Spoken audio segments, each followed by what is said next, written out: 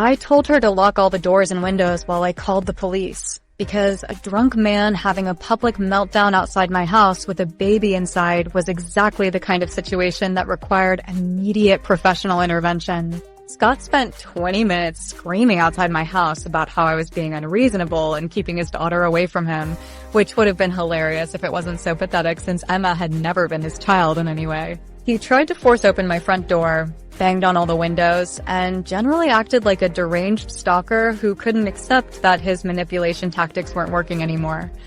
The neighbors started coming outside to see what all the commotion was about, and I realized that Scott was having a complete public breakdown because he couldn't force his way back into my life.